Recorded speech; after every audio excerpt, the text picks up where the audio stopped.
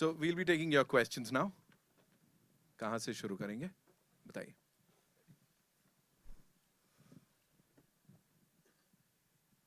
You have a mic?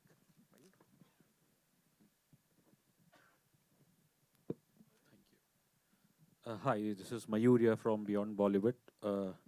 मेरा सवाल अनुराग जी से है. ऑब्वियसली जैसा ट्रेलर है, स्टोरी अच्छी है, रूटेड है, और आई थिंक इस फिल्म में ऑब्वियसली जो एक खास बात वो ये देखी गई है, it's a direct to TV release, जो कि मेरे ख्याल से बहुत कम हो देखा जाता है. So Anurag ji, you obviously being an established producer, film maker, हम जिस दौर में ऑब्वियसली फॉर्चुनेटली ये साल फिर भी मेरे ख्याल से बॉलीवुड के लिए अच्छा रहा है, कुछ बड़ी बड़ी फिल्में विद सुपरस्टार्स वो चली है.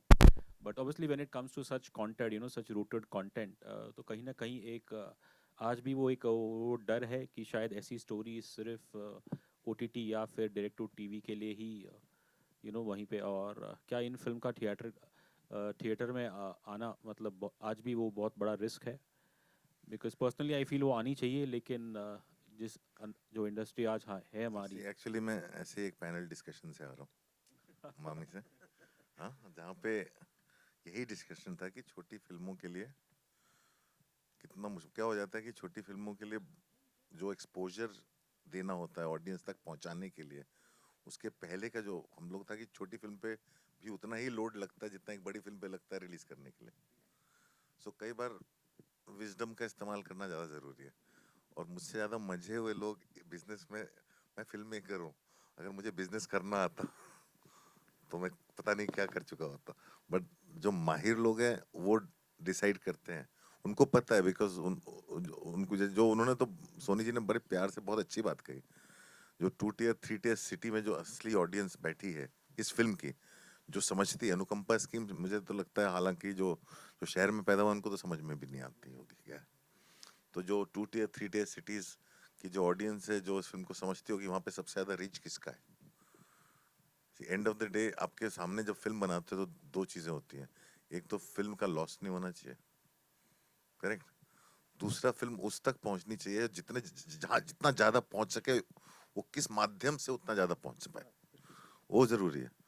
और आपने जैसे एक ही बंदा का नाम लिया था, वो ओटीटी पर रिलीज लेकिन किसी बड़ी हिट से कम नहीं है, लेकिन सबसे ज्यादा लोगों ने देखी.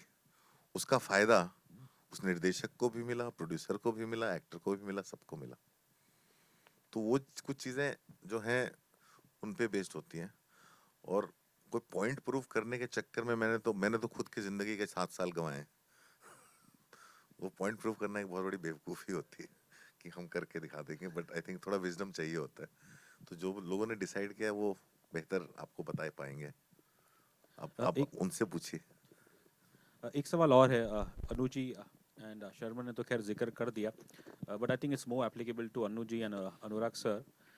ये फिल्म ऑब्वियसली बात करती है about having a conversation between father and son. तो अनु जी, ऑब्वियसली जब आपने अपना करियर जब सोचा था कि आप इस सिनेमा की मोह माया से जुड़ना चाहोगे, तो कुछ याद है कि आपने अपने परिवार वालों से क्या कहा और उनका क्या रिएक्शन था? सेम क्वेश्चन अगर अनुराग जी भी आंसर करना चाहे तो दैट वुड बी वेलकम. मेरा तो फॉर छोटा सा बोथ. आंसर है, मेरे पिताजी तो बहुत डिसअपॉइंटेड थे. वो तो बोल रहे थे कि आईएएस बनेगा, और फिर उन्होंने कहा था एक बार दूंगा, जितने पैसे लेने ले जाओ. मैंने सोचा बहुत ज्यादा पैसे होंगे, 5,000 मांग लिए थे, पता चला यहाँ पे कि बहुत नहीं होता है. अनुज जी, आप अपना अनुभव Oh, बताएंगे? me. हाँ. Incidentally, ironically, मेरा कोई इंटेंशन नहीं था एक्टिंग या कला से जुड़ने का. उसके पीछे रीज़न ये था कि मेरे बाबूजी की एक नाटक नौटंकी कंपनी थी, जिसकी वजह से हमारे परिवार को बहुत ही सामाजिक प्रताड़ना से गुजरना पड़ा, जिसको सोशल ऑस्ट्रासाइजेशन बोलते हैं. सो माताजी कभी नहीं चाहती थी कि उनके कोई भी बच्चा या वो ये चाहती थी कि उनका बच्चा, हम 3 भाई हैं, 1 बहन है, कोई रिस्पेक्टेबल प्रोफेशन में डॉक्टरी करें, इंजीनियर बने, आर्किटेक्ट बने, ऐसा जो समाज में जिसको रिस्पेक्ट दिया जाए. ये नाटंकी नौटंकी भांडपना इन सब चीज़ों के अंदर नहीं था. और इसी वजह से मेरी दादी ने मेरे पिताजी को निकाल भी दिया था. घर से निकाल दिया था। मेरे पिताजी कंपनी के नौटंकी कंपनी के मालिक थे। वो कुछ नहीं, ना राइटर थे, ना डायरेक्टर थे, ना सिंगर थे, ना एक्टर थे, उनका कुछ। माताजी की वजह से और पिताजी की वजह से मैं, मेरा एकेडमिक करियर तो 93% का था। मैं तो कब, मुझे इससे कोई लेना देना नहीं है, आज भी लेना देना नहीं है। ये ऐसे लोग हैं जो थोड़े कदरदान जो है, जो मुझे बुला लेते हैं और मैं इनके उसमें काम कर लेता हूँ। तो मैं किसी पैशन की वजह से नहीं आया, मजबूरी में पढ़ाई छूट गई मेरी। गरीब घर का बच्चा, पढ़ाई छूट गई, मैं आगे बढ़ नहीं पाया। आईएएस, आप भैया आईएएस ही करना था मुझे तो। अरे मैं कहाँ यार, आज तो चीफ सेक्रेटरी बन के रिटायर हो गया होता। मैं देशभक्त आदमी हूँ, मेरे को कहाँ यहाँ पे ये बोलते हैं एक्शन सर भागो आप, ये इनसे की हालत खराब हो गई। मैं तो चलते हुए इंजन के सामने ही भागा। मैंने कहा चल पे जो कोई बात नहीं चल, आप पूछो इनसे। इंजन के सामने मैंने कहा ये हाथ पकड़, सर क्या कर रहे हो सर आप, ये सर कर क्या रहे हो आप। मैंने चल जो होगा देखा जाएगा। सो ये मेरी राम कहानी है। कोई पैशन नहीं था, मैं वो रेयर ब्रीड में 0.001% में हूं जो मजबूरी में आए हैं। लेकिन अब मजबूरी में जब आ गए हैं और इस तरह के जो टैलेंटेड क्रिएटिव कलाकार प्रवृत्ति के लोग हैं वो मुझे काम दे देते हैं, तो मैं अनुग्रहित ही अनुभव कर सकता हूं कि आपने मुझे काम दिया है। काम कर करके आप पूछ लीजिए कि मैं कभी पार्टी में गया हूँ इनकी, तो वो काम ख़त्म किया अपने कमरे में। मेरे शौक जो है, ना मैं सिनेमा देखता हूँ ना टीवी देखता हूँ। ये विनोद जी की तो ये पहली फिल्म ये थी, अभी दूसरी फिल्म भी आने वाली है। उसमें भी वैसे ही काम किया है। काम करते वक्त ईमानदार हैं, बाकी ठीक है। ये हैं अपना सब चलाते हैं ना, बैटन सब ये हैं, ऐसे लोग बैठे हुए हैं।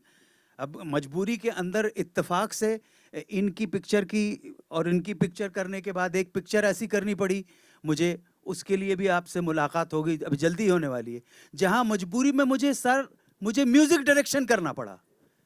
क्योंकि प्रोड्यूसर और डायरेक्टर कहने लगे गुरुजी हमारे तो आपने गाना रिजेक्ट कर दिया।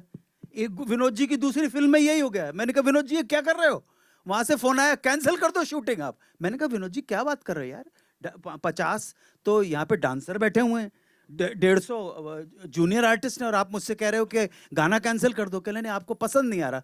मैंने कहा पसंद की बात नहीं, मैं मैनेज करूंगा। आप देखो मैंने सेट के ऊपर गाना मैनेज किया, गाना रिकॉर्डेड गाने को इस तरह से किया, तो अच्छे लोगों के साथ काम करके आपका म्यूजिक सेंस, हाँ म्यूजिक सेंस ऐसा कर दिया कि जो बोल जो थे, लिरिक्स जो थे, एक्स थे, उनको करेक्ट करके वाई बनाया और वाई को रिकॉर्ड किया है।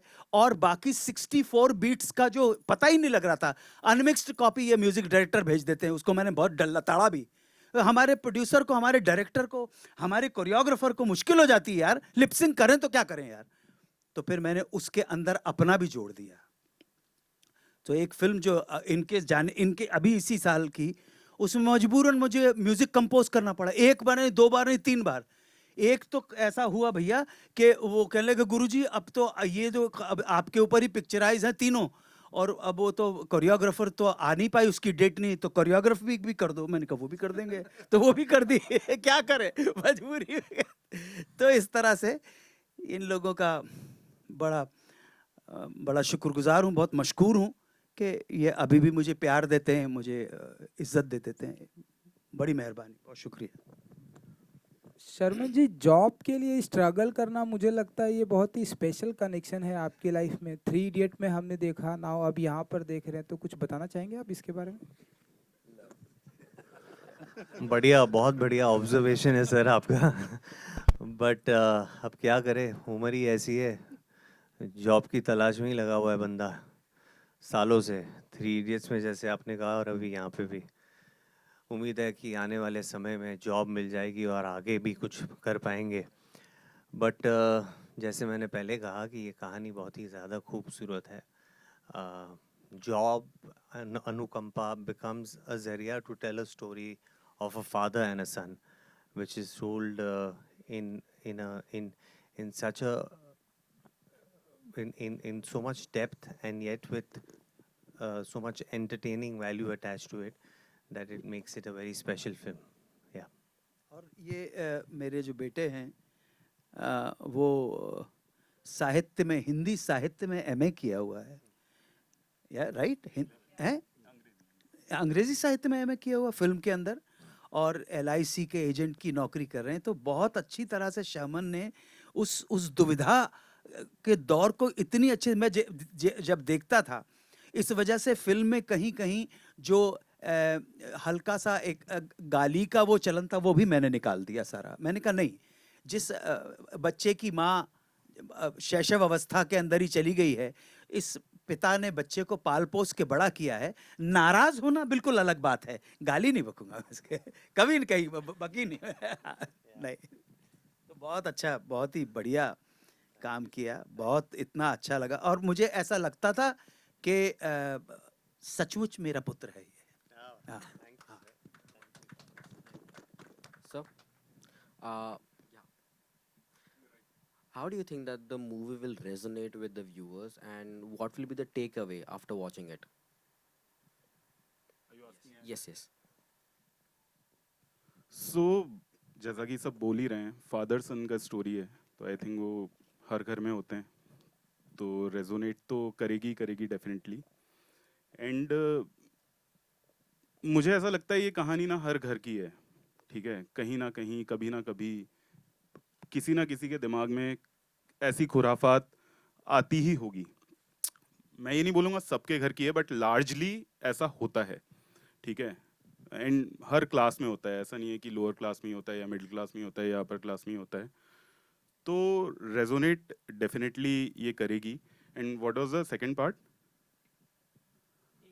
Take away. Yeah so the take away is the relationship, कि अगर आप वैल्यू नहीं करोगे रिलेशनशिप की, तो अगर वो रिलेशनशिप जो चीज़ होती है कि जो हमारे पास चीज़ होती नहीं है, तब तक हमें लगता है कि अरे वो बहुत बहुत कमाल की चीज़ है, हमें मिल जानी चाहिए, मिल जानी चाहिए। और जैसे ही वो हमें मिल जाती है तो सडनली आपकी चाहत ख़त्म हो जाती है, आपको लगता है कि यार ये तो बहुत फालतू चीज़ थी, इसका क्या करेंगे। तो that is a take away मेरे हिसाब से, कि जो चीज़ें हैं उनकी रहते हुए ही वैल्यू करनी चाहिए। अदरवाइज़ उनकी जगह अगर आप कुछ और चाहते हो, रिप्लेसमेंट, ये वो सब चीज़ें ना बहुत फालतू हैं, पेरिफेरल बहुत फालतू है। जो मेन चीज़ होती है वो कोर होती है, रिलेशनशिप होते हैं, तो उनको संभाल के रखना चाहिए। Hi, Sanjay Mishra from Navbharat times online. Actually मेरी परवरिश पुलिस लाइन में है और पूरा खानदान मेरा पुलिस